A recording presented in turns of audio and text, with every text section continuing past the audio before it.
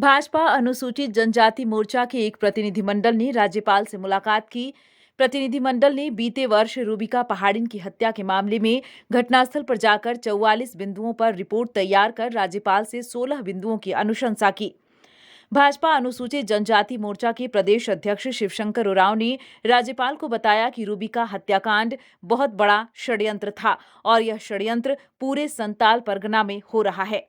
बांग्लादेशी घुसपैठियों को लेकर भी उन्होंने अपनी बातें रखी कि झारखंड में आदिवासी महिलाओं को बहला फुसलाकर उनके साथ लव जिहाद किया जा रहा है। दिसंबर में एक आदिम जनजाति लड़की का जघन्य तरीके से हत्या हो गई थी और उस हत्या के बाद में भारतीय जनता पार्टी ने प्रदेश स्तर पर प्रदेश के 21 जनजाति नेताओं के साथ एक कमेटी गठित किया था और उससे कहा गया था कि वो घटनास्थल पर जाए, वहाँ के लोगों से मिले, परिवार के लोगों से मिले और उस कांड की, हत्याकांड की अंदरूनी जानकारी प्राप्त करें। हम लोग 21 दिसंबर को गए थे 2022 में और एक 2 दिन का प्रवास के साथ हम लोग ये सारे लोग जितने अभी मिलने गए थे सारे उस कमेटी के मेंबर हैं। साथ ही साथ और भी हमारे मेंबर हैं जो अभी यहाँ नहीं है ज्ञापन देते समय में, लेकिन हम सबने जा कर के वहाँ पर बहुत बारीकी से उस हत्याकांड के तथ्यों के बारे में जानकारी प्राप्त किया।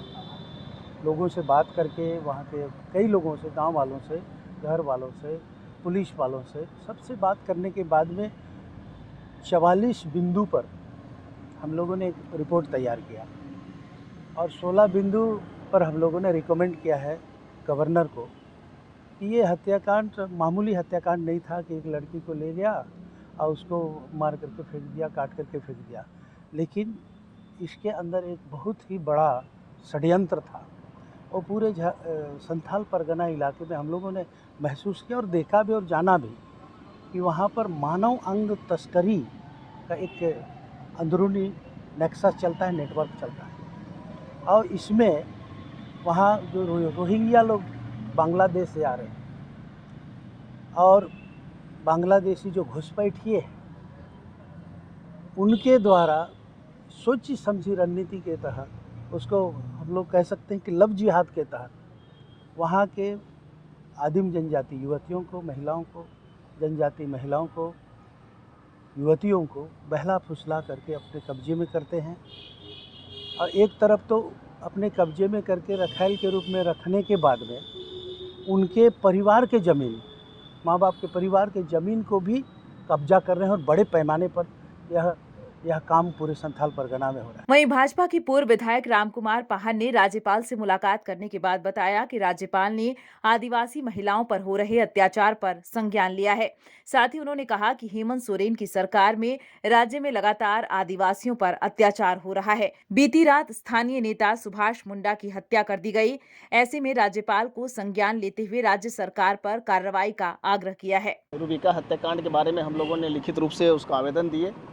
और उसके साथ साथ में जो संथाल परगना क्षेत्र में जितना भी आदिम जनजाति जो बालिका का जो स्कूल है उसमें जो हमारे बच्चे गायब हो रहे हैं तो उसको उन्होंने संज्ञान में लिए हैं और उन्होंने कहा है कि उस क्षेत्र में निश्चित रूप से गौर करना है और बहुत दुखद घटना है। साथ ही साथ हम लोगों ने ये भी कहा है कि जब से हेमंत सोरेन सरकार इस राज्य में बना है, वो तो कहते हैं कि हम आदिवासी मुख्यमंत्री हैं, लेकिन जब से उन इस राज्य का मुख्यमंत्री बने हैं तब से चाहे आदिवासी महिलाओं पर, चाहे लूट पर, चाहे खसोट पर, चाहे हत्या इतनी बढ़ गई है जिसकी कोई सीमा नहीं है। इसको हम लोग संज्ञान में लेते हुए हम लोग काल की घटना को भी, मैंने कहा